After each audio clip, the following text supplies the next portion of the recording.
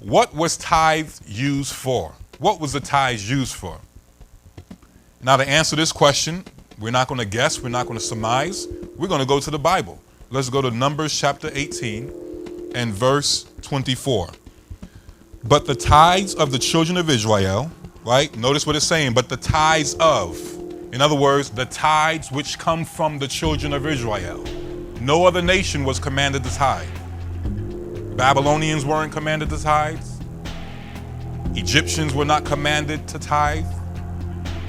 The Persians were not commanded to tithe.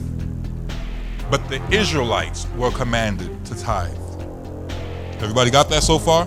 Verse 24, but the tithe of the children of Israel, which they offer as a heave offering unto the Lord, I have given to the who? To the Levites to inherit. Not your pastor, to the Levites. Not your bishop, to the Levites. You see? Not your so-called apostle, not your prophet, but to the Levites. The tithe goes to the tribe of Levi.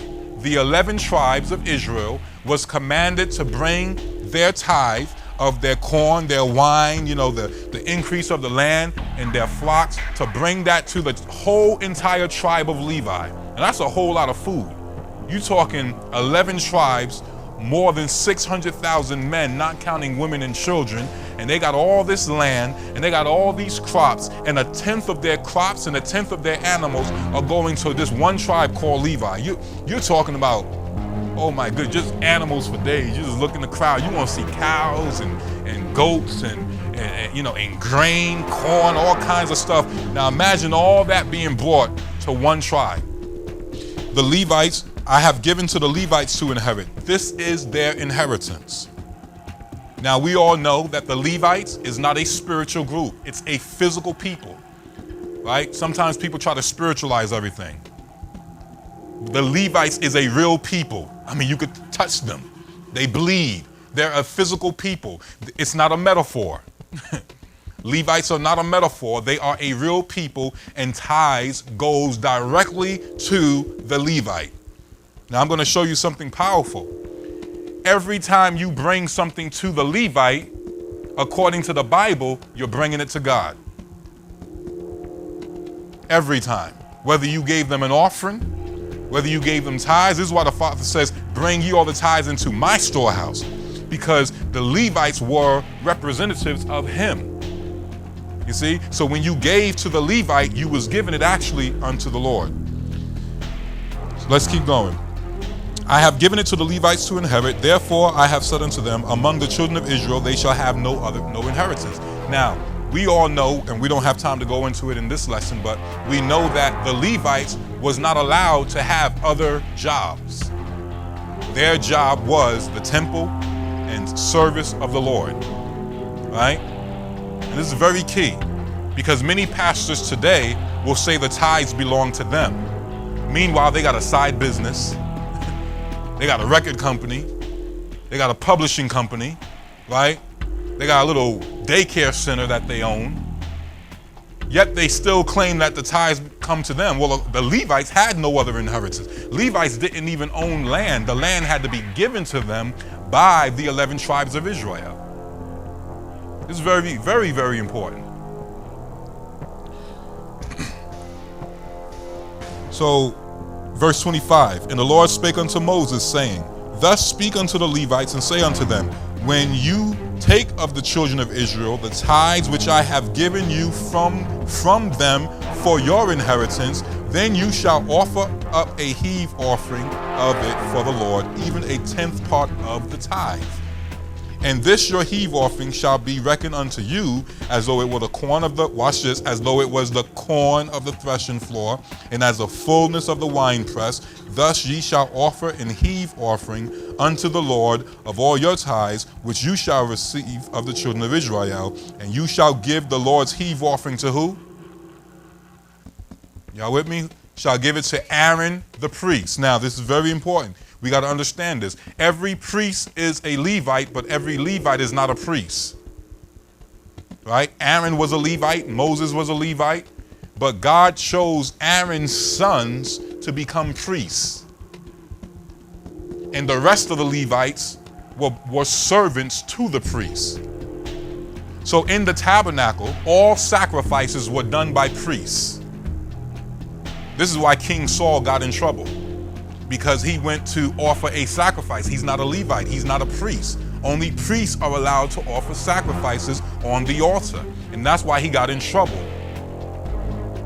So the Levites would receive the tithe, they will receive the tithes from Israel, and then they will take a tithe of the tithe, which is 1%, right? And they will bring that to Aaron's sons, the priests, right? Aaron the priest.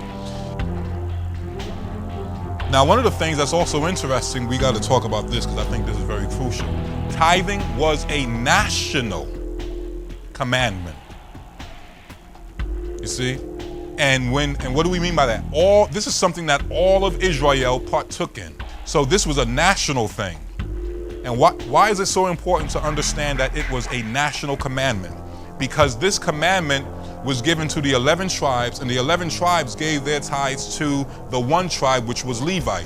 Now, the question becomes, well, how did the Levites divide up all these tithes? Because you're talking about quite a few Levites. It wasn't like 10 of them. I mean, we're talking thousands of Levites. So how was all this food divided up among Levites? It was divided up based on the size of their family. If you had a large family, then you received a bigger portion of that tithe. If you had a small family, then you received a little bit less. Now, why is this so important as we look at it today? Because many people try to take the tithing model and make it fit within this modern day time we're in today, and it doesn't work. Because guess what? All of the citizens of America, they're not pooling all their tithes together and bringing it to all the preachers in America and saying, hey, we put it in this one fund, divide. They're not doing that, and you can divide it up. No. The big churches, right, they're going to raise more money, and the small churches will raise a little less money. So what does that mean? That means the preachers in the small church, it ain't going to hardly get nothing. Preachers in the big church are going to get more than what they actually need. That model doesn't even work. It doesn't even fit. You see what I'm saying? That is not the tithing model of the Bible. The tithing model of the Bible was all of Israel took their tithes and brought it to the Levites. And the Levites would divide them up accordingly. That model does not, you will be hard. Matter of fact, I have not found a church yet today, to this point, that comes even close to tithing the way the Bible promotes it. Actually, to tell you the truth, I think it's impossible. Actually, I know it's impossible. Because when you look at what the Bible actually says about tithing, it is biblically impossible to carry out tithing the way the Bible lays it out.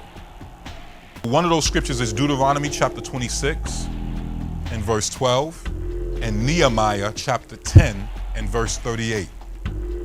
This is just another verse to prove what tithing was used for.